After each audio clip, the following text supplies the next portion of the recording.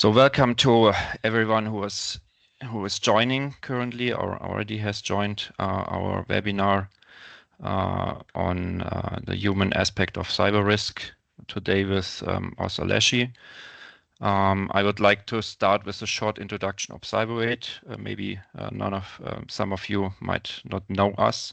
So we are a consulting company based in Switzerland, and our objective is to introduce our customers to innovative solutions in different spaces. So one of our oldest and most important space is awareness, human cyber risk, but we're also working in the area of third-party cyber risk and also on some infrastructure stuff. We are currently introduced into our portfolio. And our approach is really to understand the customer's pain and to really help customers to really solve their pain with innovative solutions that are out on the market. Some aspects on housekeeping. The session will be recorded. We will send out the link to the recording probably later today or tomorrow to everyone who joined. The Q&A panel is open, so if you have any questions, please use the Q&A panel to ask them, and I will make sure that Os also has some time to answer your specific question later in the webinar. And yeah, let's start with our most important person here on the call, apart from the attendees, of course, Os Aleshi, founder and CEO of CybSafe. Maybe you can start with a couple of words about yourself, Os. Please let us know who you are, what your steps in your career have been, so we get a little bit get to know you a little bit better as we start with the discussion. Lars, thank you very much indeed. It's great to be here. It's great to be doing this webinar with you. It's great to be talking about this subject with you. And of course, we love working with cybovent and partnering together to, as you say, take a effective approach towards the human aspect of cybersecurity. And so thank you for giving me some time. I'm definitely not the most important person here, but I certainly will share a little bit, seeing as you give me the mic. For those I haven't met before, it's lovely to meet you. My name is Os Aleshi. As Lars said, I head up the team at CybSafe. And if you don't know CybSafe, we're a human risk management platform. That's what our technology is. And indeed, it's what it helps organizations do, manage the human aspect of cybersecurity, manage human risk, the risk that's associated with human beings being human beings. That's not to say that people are a risk or that your people are the weakest link or anything like that. We're not going to, we just simply don't believe that. I'll explain more why. But that's really what I do at CybSafe. And I work with an incredible bunch of technologists, behavioral scientists, data scientists, and people who think about this subject deeply. Prior to this, and in a previous life, I worked for government. You can probably tell by my accent that my German is not nearly as good as it should be, which is, of course, why I'm not talking either as German or Swiss. But the reality is I'm a former British Army officer. And I commissioned into the Parachute Regiment, for those who know the military and the British Army, and then went on to serve with UK Special Forces focused on counter-terrorism and national security, specifically in the area of covert intelligence.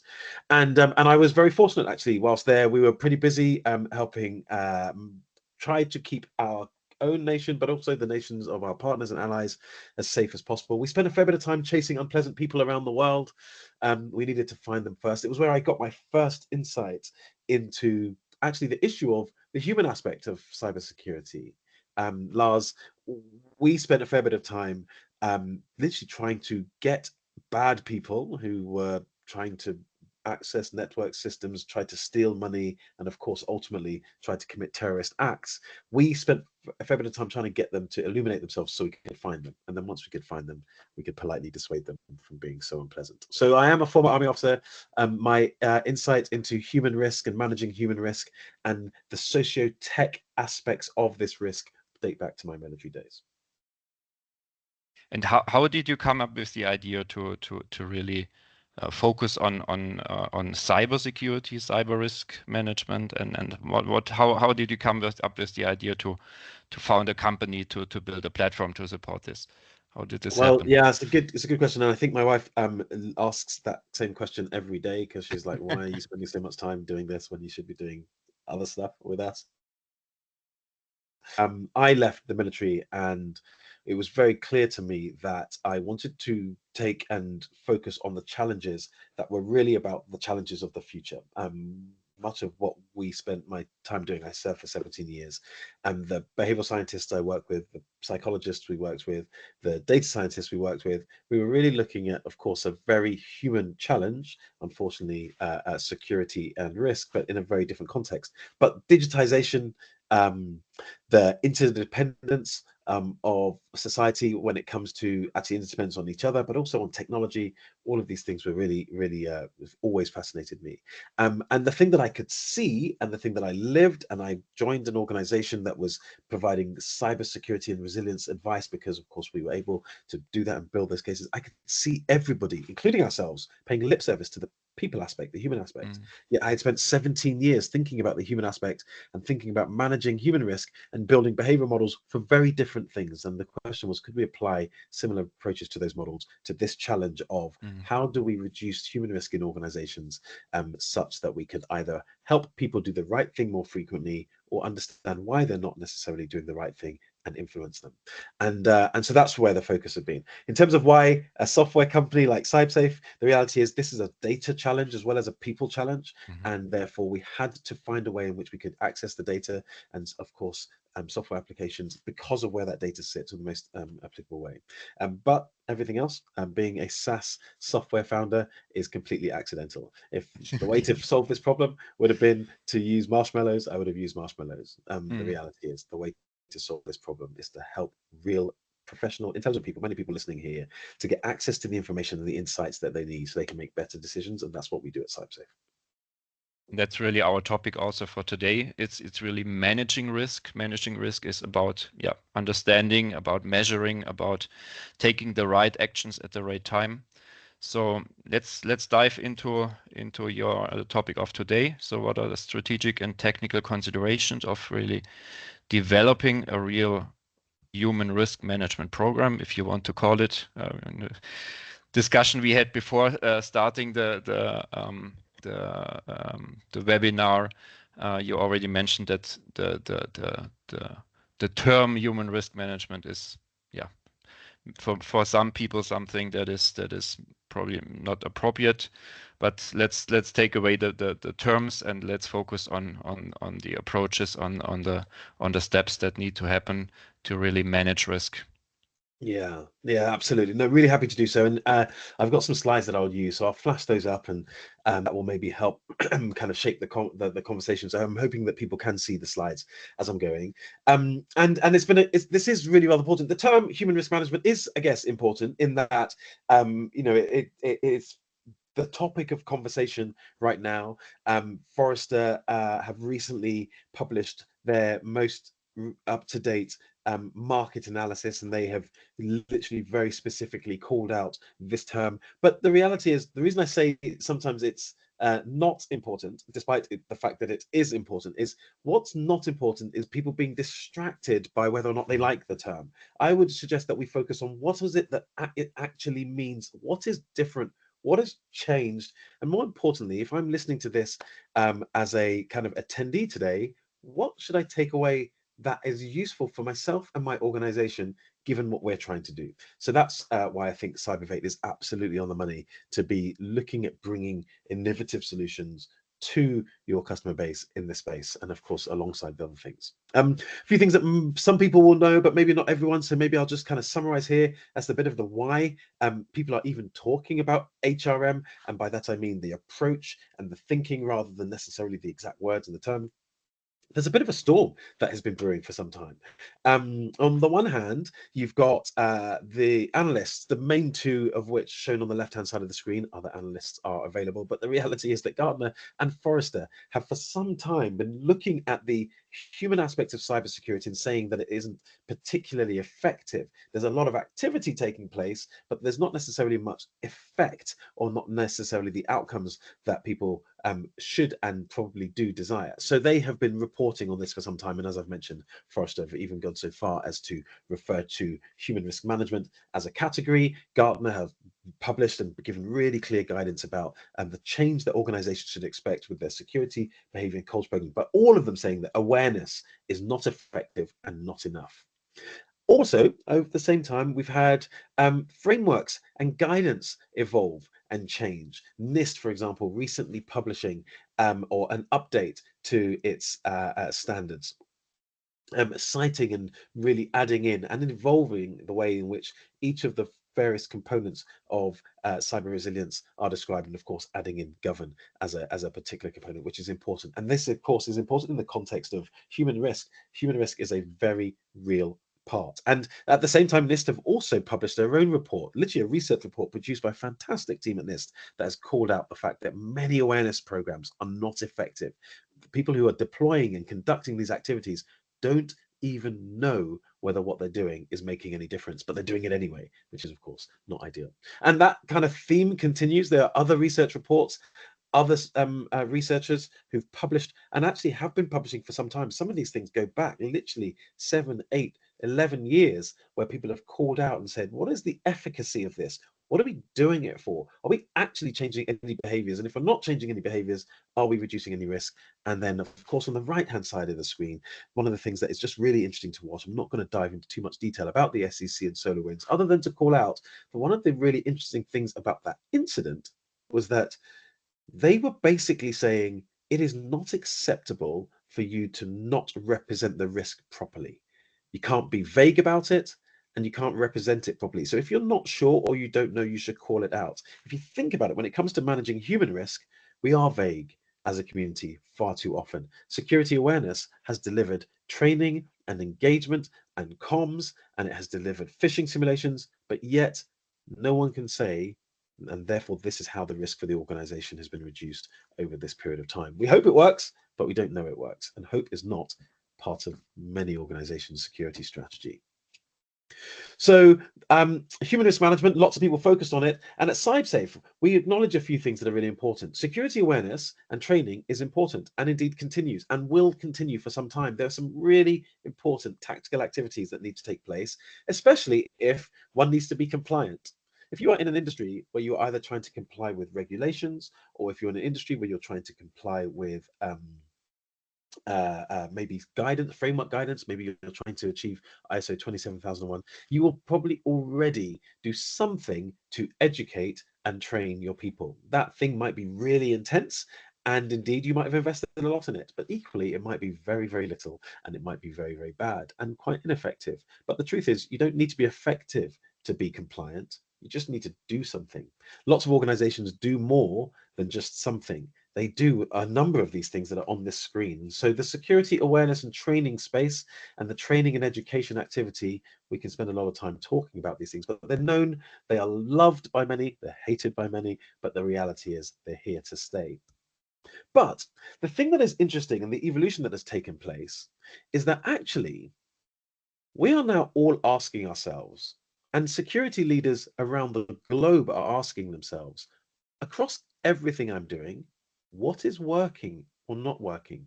And indeed, where is the data that helps us make better decisions so we do more of the right thing and less of the other stuff? And actually, in an age where resource is tight, and there are probably not many organizations who are listening on the screen who aren't in that age where we need to be able to justify resource, everything needs to be used efficiently and effectively. And if it's not, we need to try to improve that and make it more efficient.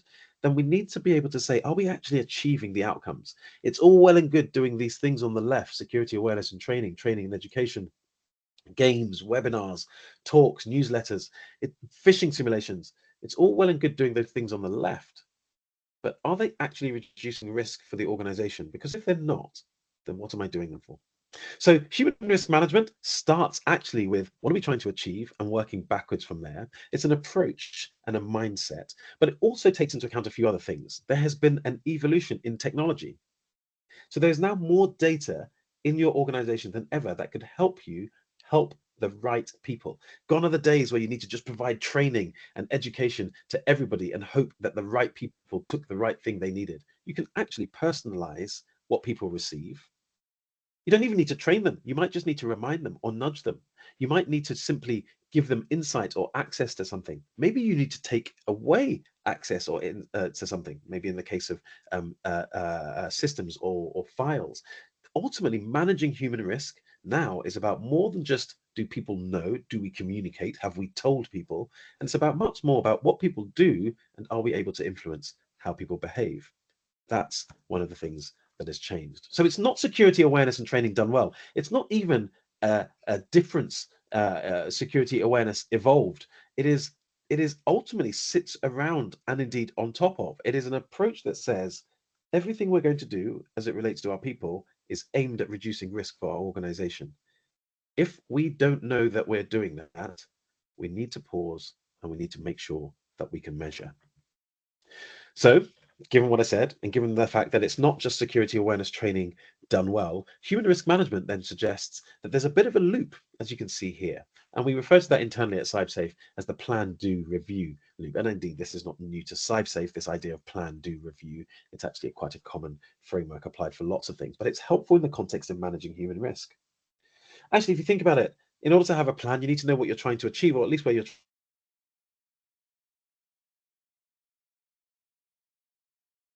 trying to do it. And of course, the resources that are associated with that. Identifying the risk that you care about is the start point. What risk outcomes matter to you the most?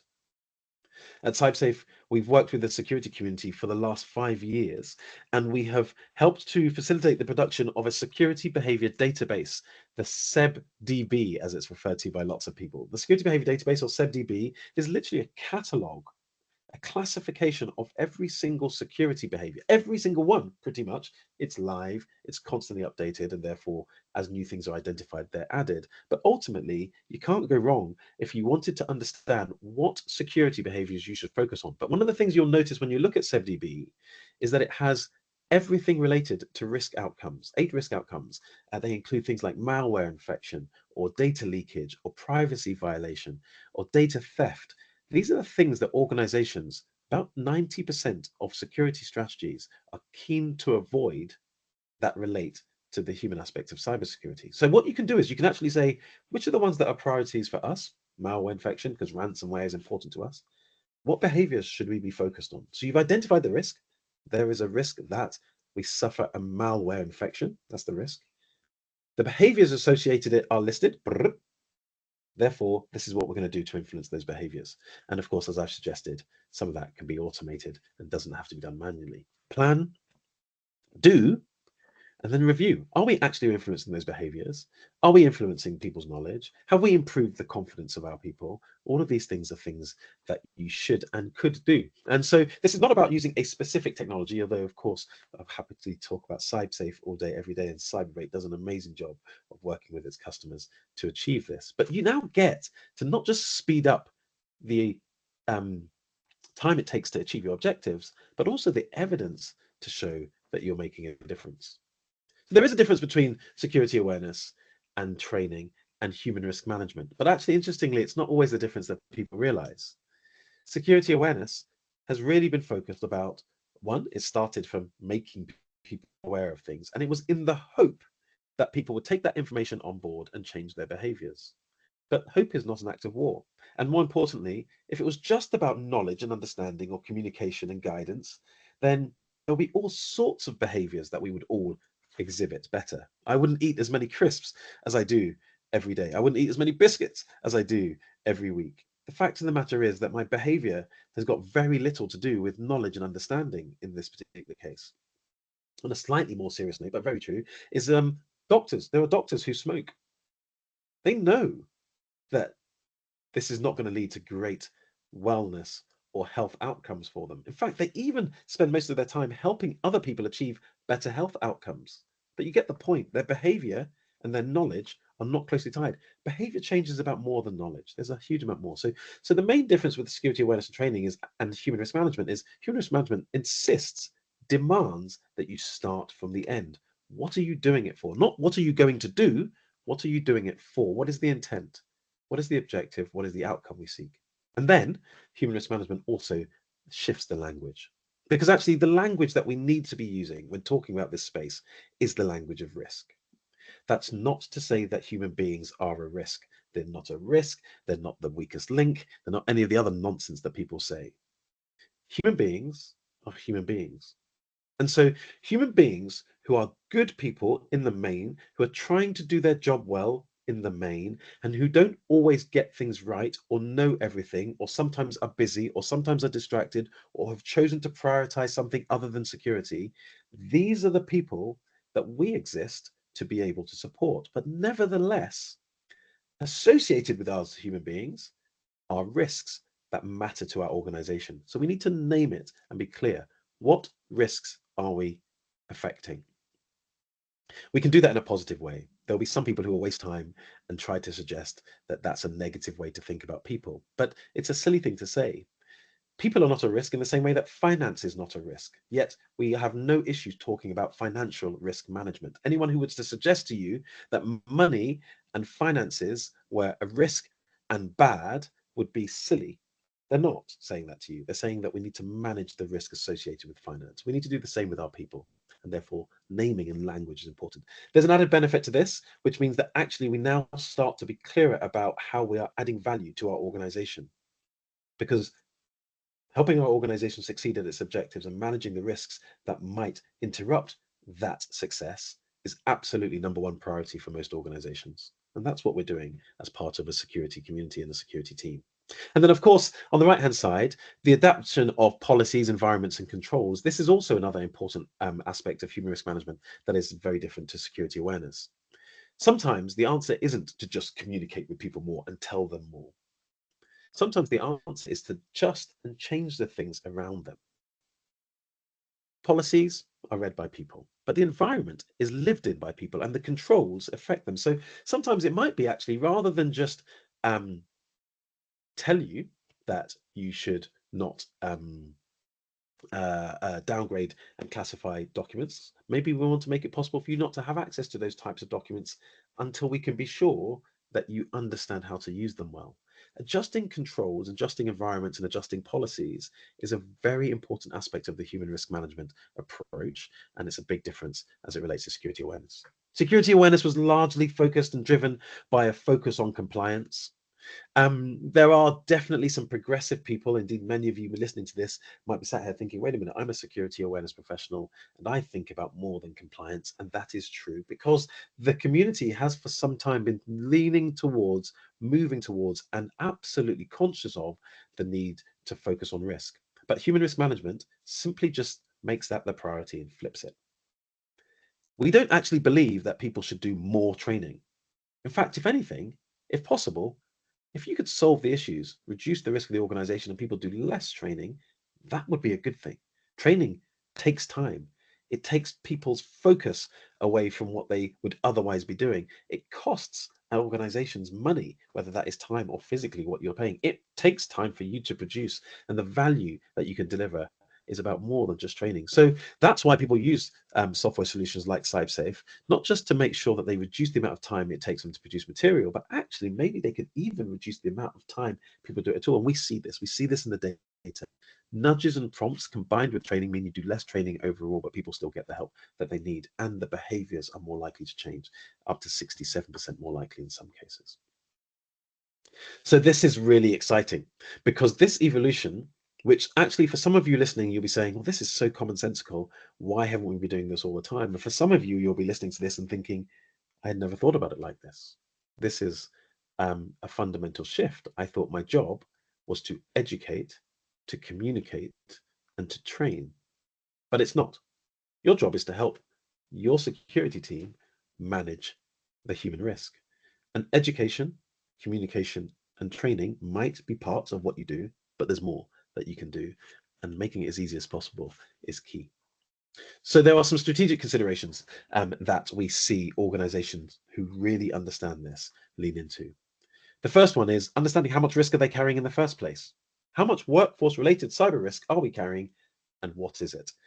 Being specific about risk is important. I refer you back to the security behavior database. SebDB makes it easy for you to be specific about risk. Am I talking about malware infection and that specific risk outcome? Or am I concerned with data leakage and that specific risk outcome? You can be explicit about these risks rather than vague as we have been in the past. Phishing is a risk. Phishing is not a risk. Phishing is the method by which a attacker tries to get access to your people and your networks and your systems. If nobody clicks on the phishing email, there is no risk to the organization. And especially if you could, of course, reduce the likelihood that happens. Likelihood multiplied by impact. Those two things determine the extent of the risk that you carry, but you've got to be explicit about the risk. The second consideration that we see people looking at this is which members of my workforce represent the biggest risk to my organization and why. Remember what I said, people themselves, human beings, they are not to be treated and or considered as risks, but they do represent risk to the organization in that there are things that criminals will target about your people in order to interrupt, and you can help those people reduce those things. So understanding who needs the most help in the workforce, not just who's completed their training. It's possible to complete your training, but still exhibit the wrong behaviors. In the same way that it's possible to exhibit the right behaviors, but not really understand why you've done it. The second thing means the organization carries less risk. The first thing, completed all the training, got all the answers right, but still behaving in a way that is suboptimal, that's where the most risk is. And so understanding who these people are that you can help, not to punish them, not to humiliate them, but to help them. And to not just help them, but help them in a way that's most effective for them. And human risk management enables that personalization so that Lars gets a slightly different set of help or messaging or timing or access to things than Oz gets, because we are different and we use technology different and we think differently. And maybe we've got slightly different days and we're doing different jobs, etc., etc. And then the third consideration is, of course, is what we're doing actually having an impact? Is it effective? This is really important because if this third question is not being answered, if it's not even being asked, then again, like I said, you're not managing risk. You're actually just conducting some security awareness activities. The third question is the most important. Is what we're doing actually effective, and is it having an impact? Now, those are the strategic considerations. Of course, there are some lower level tactical and operational considerations that are worth considering. And here's just some examples. This is not by any means complete. But high risk, what is high risk for us? The reality is for every organization, there's going to be something slightly different. And remember, high, medium, low as examples, even that could be determined. And different organizations have different risk thresholds. So understanding that, learning from each other is something we can do. How do we measure what we're doing? As a community, we've got very, very good at measuring whether people click or report simulated phishing. But the risk that your organization carries as it relates to humans, people, the workforce, the employees, your colleagues, your friends in your organization, there's more to it than whether they click or report a phishing simulation. But because you can measure clicks and reports for phishing simulations, people are reporting on clicks and reports. And indeed, they're even patting themselves on the back because they think that they're very progressive because we're talking about reporting rather than clicking. That's not that progressive. Reporting is important. Knowing who clicks is a little bit important, but it's a phishing simulation. And there are other behaviors. And if you're really concerned about phishing, there's actually about 14 behaviors you can impact that would reduce the likelihood of you falling victim to a phishing attack or phishing email that's been facilitated through phishing. So this is important because measurement, metrics, reporting sits at the heart of human risk management, and therefore it's a tactical consideration. I've already touched on the third consideration already, supporting people. Human risk management demands that people are guided and supported and helped rather than just bombarded with training and told what to do. Therefore, in order to really support people, and if you were to honestly ask and survey your colleagues and employees, what do they want? They wouldn't say, I want more training. They would say, I want help. And indeed, even if they did say, I want more training, if you then ask them why, what do you need it for? What are you going to do with it?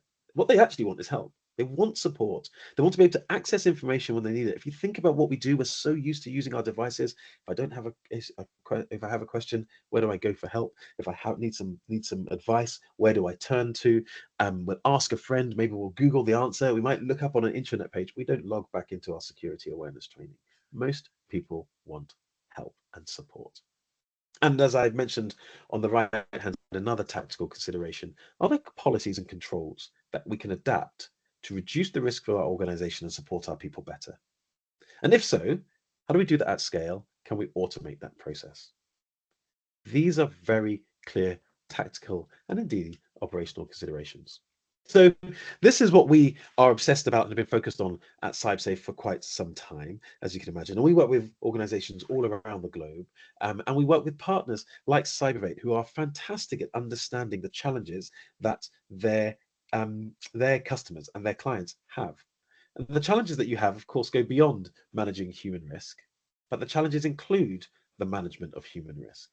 And so, whether it's you thinking about your security awareness efforts and maybe even Security Awareness Month, which is starting in about 4 days in October around the globe, and those activities, those kind of examples of security awareness activities I gave, which are not necessarily bad things. They're things that you might want to do and continue to do and continue to invest in, maybe even have to because your boss says so, or because you're following a guidance or a regulation that makes you do it. That's okay.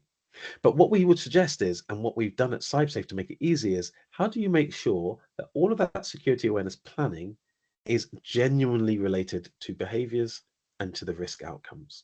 And so this is a really good example of how we've just made that really simple. SebDB, the security behavior database, lists behaviors for you, and it's open source. It doesn't cost anyone a penny. Every single CyberVate customer can have access to it, and it's had input from incredible security professionals like the team at Cybervate. Many of you listening have also contributed, hundreds of you around the globe. But the reality is that when you're planning, measuring what you're doing and whether it's making any difference is something you should always be thinking about. And we want to make it simple for you to do that. So that's really our focus at CyberSafe. That's why we've taken the steps that we've taken to build a technology solution. Not every single customer that we work with, indeed many of the ones we work with, they don't have behavioral scientists, they don't have data scientists, they don't have technology that means that they can take the data and see it, see where the risk is, and automate an intervention, a nudge, a prompt, the delivery of training, the change of training for one person versus somebody else. They can't do all of that easily, and that's why they would use technology. But you can also hopefully hear my voice as well as the excitement, more importantly, the innovation that I'm describing. This space is changing, and it's not to say that we should not deliver phishing simulations. Many organizations do them at CyberSafe. You'll get that too if it's what you want. It's to say that actually, why are you doing it, and is it impacting risk? And that's what we're helping to do, and that's where the focus and the approach, human risk management, that is the approach and bedrock it's built on. I hope that helps. Lars, happy to answer any questions that might come with that. So I have some questions to you also. I noted a couple of them down during your presentation. I really like the approach of really managing risk. It's I've been working as a consultant for many years, and yeah, just doing something without knowing if there is an outcome and how the outcome is doesn't make sense. But I saw many organizations, large organizations, medium organizations, small organizations, and maybe not even the large organizations have really the capacity or the knowledge how to really measure, how to yeah, really do this human risk management approach. So, and if you're working in a small or even a medium or even a small organization, how can we as a professional, and maybe also how can CyberSafe help these small organizations to go on this journey and really evolve from just doing some trainings to really measuring and managing risk? Lars, it's a great question because, as you described right at the beginning of that question, you know, there are different organizations with different capacity, and even the largest, the most mature, and those that are most resourced, they don't believe they have everything that they need and therefore can't always achieve everything they want to achieve. How much more so smaller organizations, which of course is where the majority of people work and spend their time. And Yeah. so the reality is that this answer is actually applicable regardless of your size, but it's particularly applicable if you are not completely flush with tens of human risk managers who are all sat there trying to manage human risk and doing nothing else. You touched on something that's key. This is a journey. Most organizations, in fact, all organizations, need to really acknowledge that this doesn't happen overnight. By that, I Mhm. mean, you don't go from being wherever you are today to being managing risk in the perfect way. One, there's Mm, no such thing as perfect, but two, there's a journey. You will improve and add. And so the CyberSafe platform, as an example, one of the reasons that our customers like it is because it makes it really easy for organizations to go on that journey and take the small steps mm, that they need to become more human risk management orientated every single period. So what does more mean? Well, we work with organizations. Maybe today they're doing security awareness training and they're providing security awareness training content for their users, and maybe they're doing that annually, or maybe they're doing it more routine, more regularly than that. Maybe they're also delivering simulated phishing as well. They are mm, maybe using a third-party solution. But the thing that they're not really able to do is see whether it makes any difference to behaviors. Are behaviors changing? So the CyberSafe platform then makes it easy for them to literally see that through data integrations if they want to, or actually just feedback from users that says this is how behaviors have changed. Now, data integrations are objective behavior data, feedback from users, surveys are subjective behavior data. And most people don't realize that if you don't do those things scientifically, even the subjective behavior, you won't see, but you don't have the time. So mm, again, the CyberSafe platform means that you don't need the scientists. The questions are already in there for you. Your people mm, will answer them. You will see everything laid out for you on the dashboard. Easy, simple steps to get started. There may come a time where you actually decide you have got the resource or you are well versed and you're doing all sorts of things, automating the change of technical systems around the place, maybe even predicting behaviors, which is one of the things that we're working towards. But that's not today. Most organizations are not ready for that. They just need to mm, take the first step, which mm, is move from training, move from phishing to actually seeing, are we changing behaviors? Do I have a risk and a report dashboard that I can use for my leadership? And can I nudge my people either manually or in an automated way so I'm helping them rather mm. than just bombarding them with training? Yeah. And that's what we also see in our customer base. So we, with a lot of our customers, we are helping them also guide through their programs. So that's a part of our managed service. So that we really, yeah, use the CyberSafe platform together with our experience and really guide them.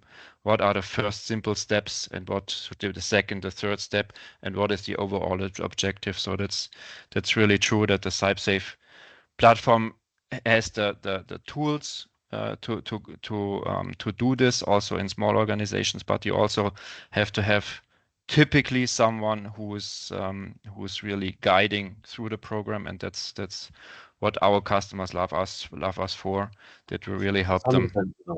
100%. And we've seen it. We see it with the customers. This is one of the reasons why we love working with CyberRate so much. People often think, and sounds like a silly thing to say, or people think this is heresy to say, you are leading a team and you built a software company. But the reality is that software isn't the answer on its own. Mhm. What That's you true. need is the expertise to deploy that software. And the beauty of working with Cybervate and CyberSafe together is you get that together. And Yeah, so we see that all the time. And of course, we've got some fantastic customers who are making real progress. And that's it. I mean, it just makes such a difference. And of course, it means they can take the easy steps yeah. towards more effective human risk management. So as we see in our customer base that organizations start in this journey. Some are already quite far, but you of course know even more organizations and how they are on that journey. Do you have an insight? Do you have an idea how many organizations, like as a fraction or however you want to measure it, how many are have already started this journey towards a real human risk management? How many even are there yet? Are there any there? Can you be there? I don't know. Well, So, it's a difficult one to answer because, like I said, even though and people do get fixed on the time. Remember what I said? I showed you that diagram that said that I showed you security awareness and training, and I showed you education and comms, and then I showed you human risk management, which went around all of it, and the other things that are added in. And so, by definition, virtually every organization is somewhere on a human mm, risk management journey. Every organization, yeah, even if you're just doing terrible PowerPoint, horrible security awareness training for your people that they hate you for, but you force them to do it anyway, and that's all you do. That is where you are on the journey, and you're mm, not doing human risk management well. You're not doing human risk management effectively, and you're not doing a very good job of managing risk. But that's where you are on the journey, i.e., the left hand edge of HRM, as it were, is kind of zero or nothing. And then the Mm, right-hand edge is applying and attempting to do a lot, including measuring and indeed responding to those metrics and those reports. And so when you say things like how many people are doing HRM, it becomes quite hard. It's literally like saying, well, I don't want to find an analogy because I won't find a good one, but it's hard. Lots of organizations. But I think what you really are trying to get at is how many organizations have kind of actively said, I want to do more than security awareness mhm, and training, and I want to measure and see whether what I'm doing is effective. mhm, How many organizations are doing that? That's hard for me to count because, of course, let's be really clear. Most of the organizations that we work with, that's how they're thinking. I mean, that's speak of recency bias, and the reality is our data set is based. We spend all our time with organizations who have made that mental shift mhm, or are in the process of making that mental shift. But it does take time. We see lots of organizations that have to go back into their organization to justify. mhm, They have to go in and explain to their organization how what they're doing today isn't terrible or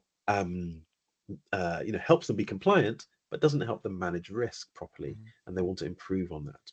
So if I was to give you a snapshot in terms of fraction of the marketplace and organizations out there, I'd be making up a number. I don't know about the answer for that. But I do know that it is getting increasingly mhm, um, becoming increasingly mainstream. More and more organizations are asking, not just coming into CyberSafe, or indeed actually our competitors or organizations like cybovent, they're going to analysts. Forrester and mhm, Gartner are reporting hundreds and thousands of inquiries each year with organizations asking, how do I take a better human risk management approach, or how do I manage my human risk better? Another way of mhm, being it's being asked, and we're seeing that number go up literally every month. mhm. How do you see the regulation landscape evolve? So do you expect that um, regulators will force their organizations to go on that journey? This is a really fantastic question. And if, like me, you are obsessed with not just the building of technology, but actually the need, societal need for this Mhm, issue, it's a societal challenge, cybersecurity and digital security, and we need people to take the human aspect more seriously. So this is not we're not just doing this for fun, or doing this to generate revenue, or doing this to help our organizations be more secure. There is a bigger picture to this. If you are a human risk manager, there is something more. However, well, one of the things we think about is how do we get the regulators to really understand this? The truth is they're seeing it already. We've mhm, already started to see a shift. It's early days, but it's mhm, interesting. I mentioned NIST earlier on. NIST is a fantastic example. They're not a regulator, obviously, mhm, but NIST do provide guidance, which of course is traditionally and indeed designed specifically for the US government, but has been adopted globally as standards that are really highly held and regarded. And so for NIST to publish research reports that say that awareness, the approach to awareness is ineffective, taken by many, that organizations have no idea of the outcomes. And instead of doing that, they should consider the impact they're having on behaviors and risk. mhm, That is a major step forward. We know that as NIST writes that and is publishing that, we know that there are regulators, whether if I speak for the UK, whether that's the Financial Conduct Authority as an example of a regulator in the UK who looks at the financial services sector, but also looks at itself and looks at the guidance that's provided. So we haven't yet seen the guidance change from just do security awareness training and mhm, phishing, but we have already started to see the drafts for some of mhm, those changes. The language is changing. So that's mhm, one form of regulation. There are a couple of other things that regulate insurance. Insurance, believe it or not, mhm. is regulates the market Yeah. because it insists on what must be done. And we have already started to see insurers either ask people what they do to manage human risk, not what do you do to train your people, but what do you do to manage human risk.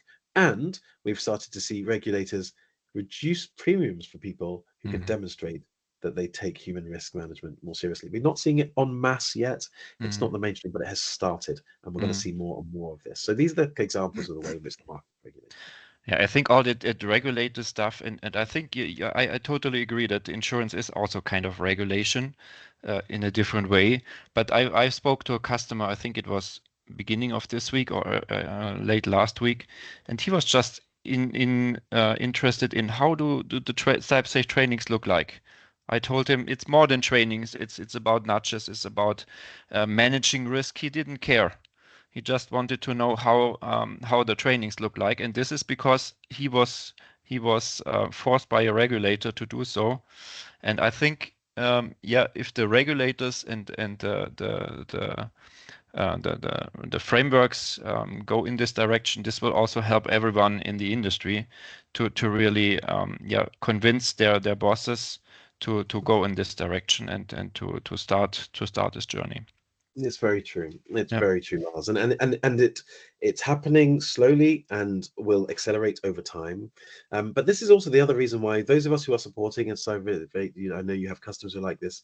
There are customers out there that they know that they yeah, could do more, maybe should do more, but the thing that they're focused on, because they've got so much to be focused on, is I just need to get some training done and I want yeah, to do good training. So that's one of the reasons why with the CyberSafe platform, organizations can do that and start yeah, there. If all you yeah, want to do yeah, is train your people yeah, and you just know that one day you'd like to be able to manage risk better, but today it's about training, yeah, fine. But do it with a platform that means that when you're ready to go and compare the training and see the difference and see how yeah, much time you save your people and see how much more help they get, because the reality is the platform delivers that training, but also delivers the nudges for you yeah. and your people benefit.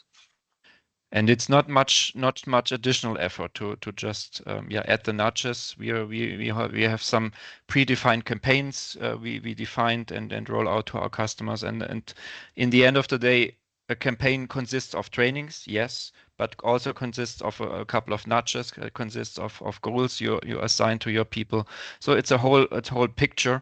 And if you have this out of the box, it's not a much additional effort than just rolling out trainings, and it really proved to help reduce risk. Yeah. Yeah. Um, One other question. There is this hype cycle AI, and AI for the bad guys and AI for the good guys is a big topic. So how does CyberSafe see the AI part in the Yeah. human risk management It's a space? great question actually, because if you think about it from a human risk management perspective, those of us, all of us, those of you who are listening to this call, maybe you're either managing human risk in your organization, it's your job, or maybe you're part of the security team and therefore, or a security leader. So you have people on your team who are focused on managing human risk on your behalf as part of your team, but you're thinking more broadly than that. But ultimately, if you're in an organization and you're thinking about the human aspect of risk, when you think about AI, you think about the challenges. And of course, the challenges are multiple. You've got how cyber criminals might use artificial intelligence in order to make their nefarious actions more effective.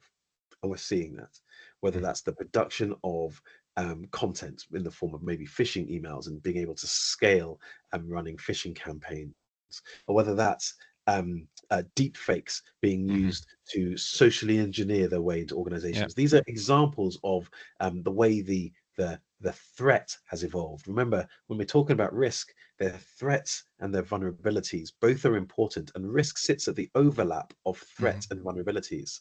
If there are no threats, but there are lots of vulnerabilities, there is no risk. If there's lots of threats, but you have no vulnerabilities, there is no risk. It's the overlap that's Yeah. important. And so AI is, of course, evolving the threat. So that's one way the human risk management community needs to think about it. The second way, though, that the human risk management needs to think about it is actually, how do we use AI? Mhm. Literally, how do we use AI as human risk managers in order to make it possible to better manage human risk? And so at CyberSafe, literally the reason we apply and weave AI into our product, into various things, whether it's making it easier to create phishing simulations, whether it's even simply translating content into Mhm. different languages, because 7 out of 10 people would rather read content in their own Mhm. first language, even if it's not 100% accurate, than they would do in a second language, which is not their preference. So whether it's making it easy for people to take information on, or predicting behaviors, which is something that for us is a really big key. We want to be able to help organizations understand, even if you don't have all of the data, where are you likely to have challenges Mhm. and problems. All good examples of the application of AI. Natural language processing in order to better understand sentiment is another way in which we have applied AI into our technology for many years now. So as human risk managers, we use AI ourselves. And then there's a third bucket, which is the organization that I'm here to protect, that I'm part of. How are we using AI? And therefore, how are my people using AI? And what do I need to do to help people? Who's going to a large language model that they shouldn't be using? Who's putting information into a large language model that they shouldn't be using? Those are Yeah. examples. AI governance. So 3 different aspects of AI that if you're on the human risk management team, then you need to be thinking about. How are the crooks using it to do their crooky nonsense better? How am I using it to do my job better? And then how's my organization using it? And what are people doing in my organization that are introducing more risk to my Mm. organization? Yeah. Okay, so we're already coming to the end of our webinar. Os, if you recommend to our attendees or the people watching the recording, what would be your recommendation as a first step um, to start this afternoon, to start tomorrow? What Well, is the first step if you want to launch the journey? at the risk of a shameless plug, I think the first step for anybody listening, if you're not doing it already, is to reach out to Cyberbait. I suspect the fact that you're on this webinar means that you are hopefully in contact with Cyberbait. But on a serious note, I am serious because it starts with a conversation. The reality is that everybody's on a journey somewhere. And when it comes to human risk management, there's no kind of right or wrong, or you're good or you're bad. There's a we are here and we're happy here, or we're here, but we think we want to be somewhere different and we would like to explore that. And if you want to explore it, I would literally say just reach out to Cyberbait and help them understand that. What will probably happen, and I think is a very good thing for everyone to do, is then we can make it very easy for you to take a look at the CyberSafe platform, just see what organizations like you are doing. And Cyberbait do that extremely well. And hear from Cyberbait and hear from those organizations how they've been helped. Remember what I said, if you do nothing else beyond reaching out to Cyberbait, I would also say go and have a look at the security behavior Mhm. database. CybDB will just give you an insight into, but this is not complicated. This is the risk outcomes and these are the behaviors. And there's a company called Cyberate I can speak to who can help me, and you're away. Yeah, that's absolutely true. When I first saw ZepDB, it really help just to understand the interconnections between all that stuff, and it helps you to structure your ideas and your program. So you're absolutely true. Okay, perfect. So thank you, Os. Thank you to all of the attendees. If you want to learn more, as Os already mentioned, yeah, reach out to me, reach out to Andy, reach out to Dominic. We are more than happy to help. Just a couple of words to our upcoming events. So we are on ITSA, the trade show in Germany, in Nuremberg at the end of October. Also with CyberSafe, our partner. So we have a stand where also CyberSafe is part of. We are planning a lunch with CISOs in Zurich in November. Just to interconnect the people, to do some networking and have some fun and have some good food. So if you're interested in that one, just let me know. And there will be another webinar probably by the end of November, which will focus more on the third-party cyber risk part. But if you're interested in learning more about that one, or even have a colleague that is working in this space, just connect them with us or let us know. And the last thing I just like to thank everyone again and wish a great remaining afternoon, and see you soon. Talk to you soon. Thank you, everyone. Bye bye.